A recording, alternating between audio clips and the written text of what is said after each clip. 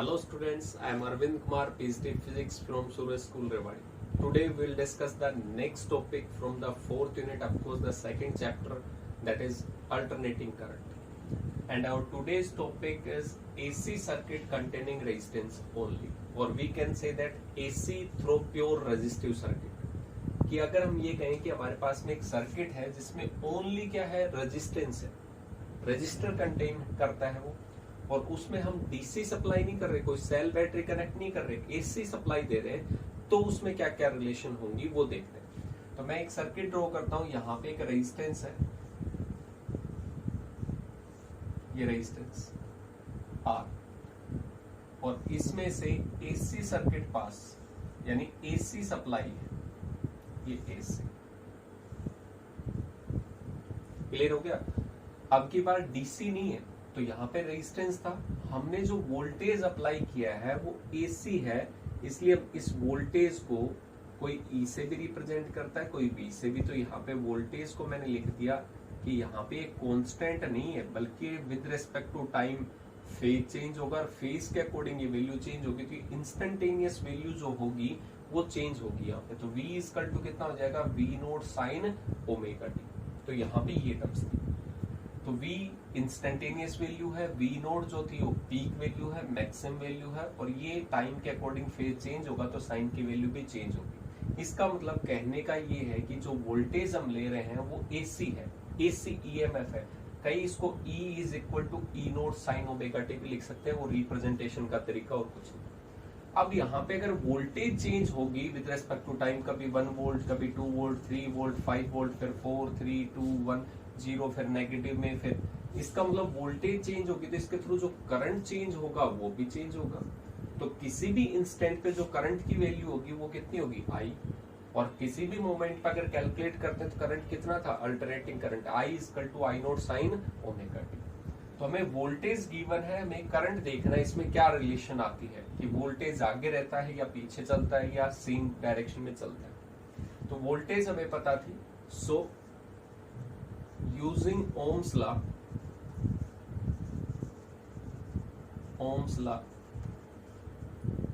instantaneous current is, तो current जो होगा इंस्टेंटेनियस उसकी वैल्यू कैलकुलेट कर रहे हैं, तो कितना होगा यहाँ पे देखते हैं।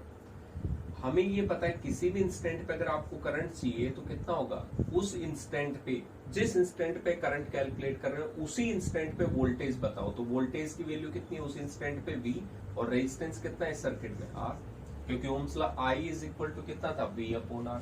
तो V की वैल्यू कितनी पुट करेंगे, V naught sine omega t upon में R।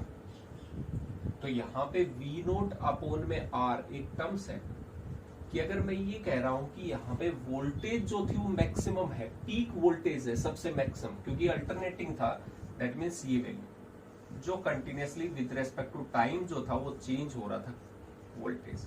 तो किसी भी इंस्टेंट पे मैं कहूं कि मैक्सिमम वैल्यू V नोट है, तो मैक्सिमम को जब रेजिस्टेंस से डिवाइड करते हैं तो वो वैल्यू क्या हो जाएगी, मैक्सिमम करंट। तो इस वैल्यू को हम कितना लिख सकते हैं, I naught sine omega T. Simple सा रूल है, अभी हमने पढ़ा V अपॉन में R, इंस्टेंटेनियस वोल्टेज थी डिवाइड बाय, तो इंस्टेंटेनियस करंट होगा। V को हमें पता है कि किसी भी इंस्टेंट पे कितनी वैल्यू होगी, ये वैल्यू, तो हमने ये लिखा। तो यहाँ पे सबसे मैक्सिमम वोल्टेज थी, मैक्सिमम वोल्टेज अपॉन रेजिस्टेंस, तो करंट क्या आएगा, मैक्सिमम। सो यहाँ पे अगर देखा जाए तो I इज इक्वल टू कितना आया, I naught sine omega t. इसका मतलब वोल्टेज जिस मोमेंट पे यहाँ पे टाइम 0 पुट करता हूं तो यहाँ पे टाइम 0, तो ये भी कितना होगा, 0, यानी वोल्टेज 0 से स्टार्ट हो रही तो करंट भी 0 से। यहाँ पे कैपिटल T/4 टाइम की वैल्यू, यानी यहाँ से और यहाँ तक एक राउंड होता है, इसका हाफ होता था यहाँ तक, मैंने T/4 लिया, तो यहाँ पे जब T की जगह कैपिटल T/4 पुट करोगे तो V की वैल्यू कितनी आएगी, V नोट। तो यहाँ पे करंट की वैल्यू कितनी आएगी, I नोट। यानी जिस मोमेंट पे वोल्टेज मैक्सिमम हो रहा है उसी मोमेंट पे करंट भी क्या है, मैक्सिमम हो रहा है। इसका मतलब वोल्टेज और करंट में कोई ना आगे है ना पीछे, जिस मोमेंट पे वोल्टेज 0 उसी मोमेंट पे करंट 0, जिस मोमेंट पे वोल्टेज मैक्सिमम है उसी मोमेंट पे करंट मैक्सिमम है, जिस मोमेंट पे वोल्टेज नेगेटिव में मैक्सिमम होगा 3T/4 पुट करेंगे तो उसी मोमेंट पे T/4 3T/4 पुट करेंगे तो यहाँ पे भी करंट कैसा आएगा, -I में। इसका मतलब कोई आगे पीछे नहीं है इन वोल्टेज में। तो यहाँ पे इन टर्म्स से आपसे जो पूछा जाता है वो पूछा जाता है phasor. What is phasor diagram through a pure resistive circuit. तो हमारे माइंड में यही आता है कि फेजर क्या होते हैं। तो फेजर कुछ नहीं है, they are rotating vectors, they are rotating vectors that is used to represent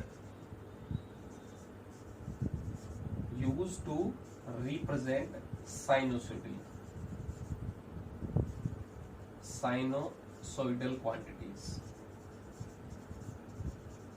कहता है कि यहाँ पे फेजर जो है वो कोई अलग टर्म्स नहीं है, कहता है कि वो रोटेटिंग वेक्टर, जैसे इस पेन को मैं रोटेट करवाऊं, ये एक पर्टिकुलर डायरेक्शन में अगर रोटेट करे और इसकी लेंथ जो है वो किसी क्वांटिटी के मैग्नीट्यूड को यानी मैक्सिमम वैल्यू को रिप्रेजेंट करे। जैसे यहाँ पे मैक्सिमम वोल्टेज की कितनी थी V नोट, तो इसकी जो लेंथ होगी वो टोटल लेंथ किसको रिप्रेजेंट करेगी, मैक्सिमम वैल्यू को।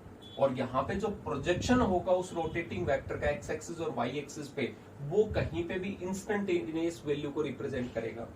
बेसिकली यहाँ पे लिख तो दिया मैंने ये वेक्टर है, लेकिन एक्चुअल में कोई वेक्टर नहीं है, क्योंकि हम यहाँ पे वोल्टेज और करंट को पढ़ रहे हैं। वोल्टेज भी स्केलर होता है, करंट भी, लेकिन क्या है कि ये दोनों क्वांटिटी टाइम के रेस्पेक्ट में क्या हो रही है, चेंज हो रही है। तो इसको साइनोसॉइडल टर्म्स को हम किसी टर्म्स में रिप्रेजेंट करते हैं, और रिप्रेजेंट करने वाली क्वांटिटी का नाम क्या होता है, फेजर। कि हम बार बार तो ऐसे नहीं करेंगे कि वहां पे दोनों में रिलेशन देखना था, तो इसलिए हमें क्या करना पड़ा, फेजर। तो यहाँ पे आपसे पूछा जाएगा फेजर डायग्राम क्या होता है फिर। तो फेजर डायग्राम भी कुछ नहीं है, बेसिकली ये कहता है ग्राफिकल रिप्रेजेंटेशन है। क्या है ये, graphical representation between voltage vector and current vector, phasor sorry, voltage phasor and current phasor के बीच में अगर मैं ग्राफ के टर्म्स में रिप्रेजेंट कर दूं तो उसे क्या बोलेंगे, फेजर डायग्राम। तो यहाँ पे हमें यही पूछा जाएगा कि वोल्टेज और करंट के बीच में फेजर डायग्राम रिप्रेजेंट करो, तो वो देखते हैं क्या होता है। तो यहाँ पे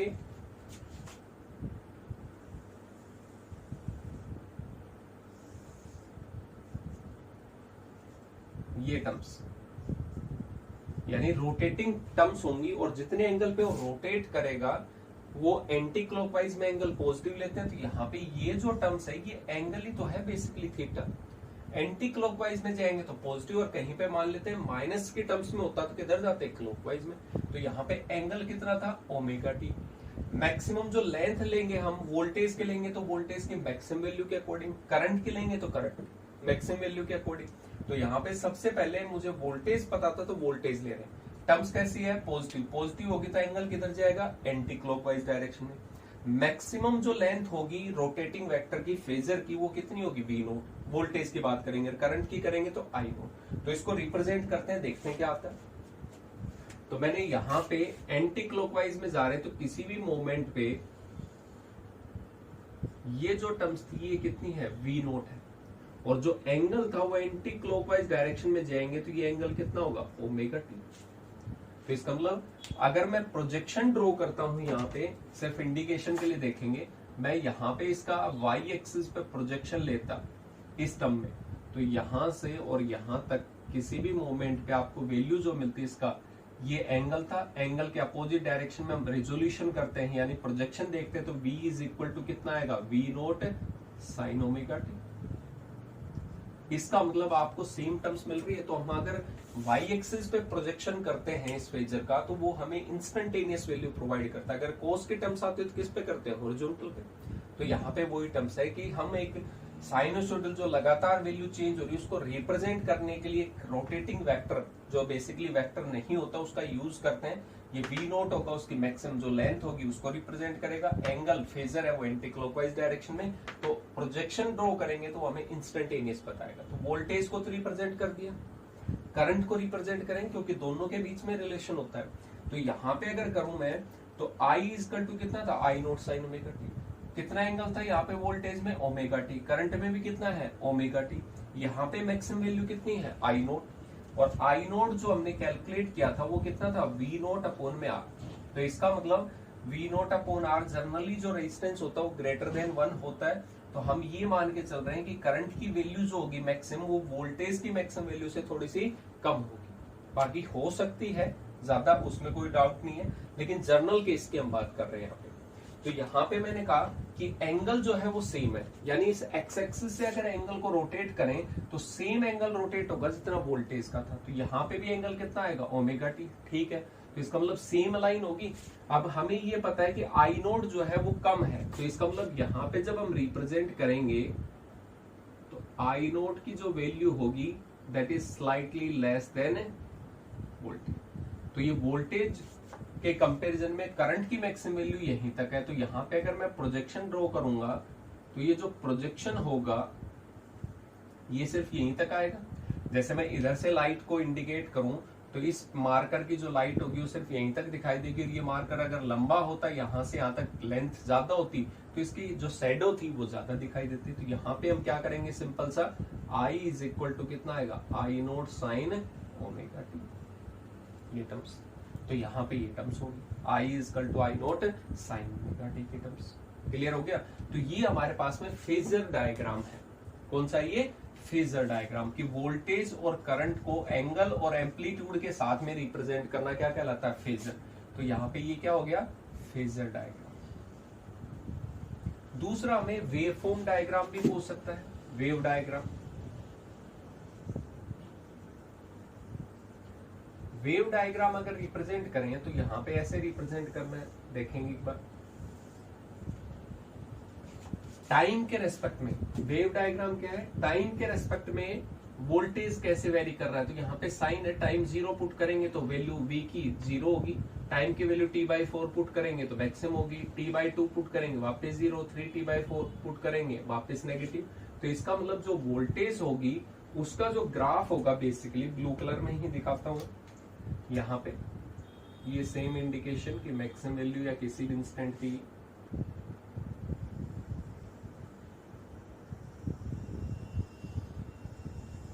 ऐसे चलता है। सेम वेव, ये छोटा था, यहाँ पे सिर्फ बड़ा करके दिखाते हैं। किसी भी इंस्टेंट पे टी टाइम पे, यहाँ पे टी टाइम था तो उस इंस्टेंट पे इसकी वैल्यू जो होगी वो कितनी होगी, वोल्टेज की v होगी। ये एट एनी इंस्टेंट है t, यहाँ पे कैपिटल t/4 पुट कर देंगे तो कितना आएगा, यहाँ पे वैल्यू आ जाएगी मैक्सिमम, जिसको हम v नोट से रिप्रेजेंट करते हैं। तो ये किसका ग्राफ था, v का, वोल्टेज का। करंट का देखें तो करंट का भी तो जब टाइम सेम पुट कर रहे हो तो दोनों का फेज सेम था, तो करंट भी क्या करेगा, इसी को फॉलो करेगा। लेकिन इससे वैल्यू में थोड़ा सा क्या रहेगा, कम। लेकिन जहां पे वोल्टेज मैक्सिमम है वहां पे करंट भी क्या होगा, मैक्सिमम। तो इसका मतलब यहाँ पे सिंपल सा यही ग्राफ होगा, बिल्कुल सेम टू सेम ऐसे इंडिकेट।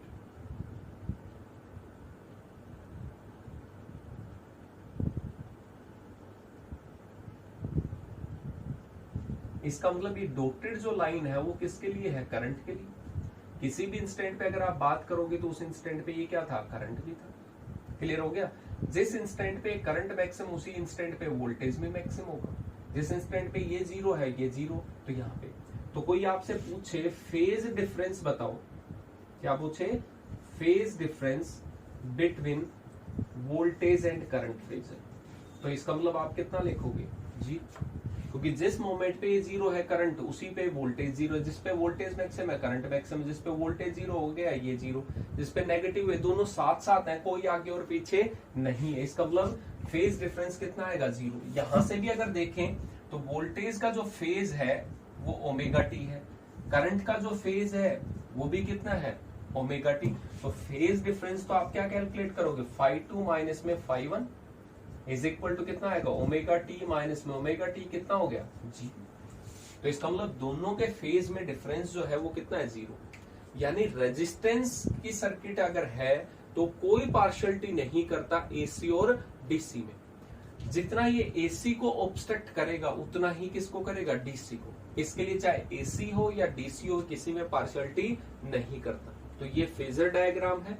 फेजर रोटेटिंग वेक्टर्स होते हैं, but they are not actually vectors, they are used to represent sinusoidal varying quantity.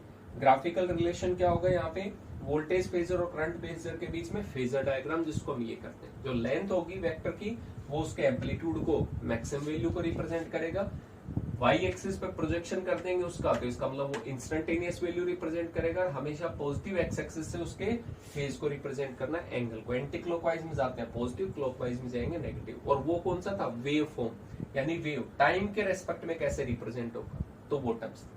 तो ये था कंप्लीट की रेजिस्टेंस है वो never distinguish between the AC and DC. जितना ये एसी को ब्लॉक करता है उतना ही डीसी को, इसमें कोई भी यहाँ पे डिफरेंस नहीं।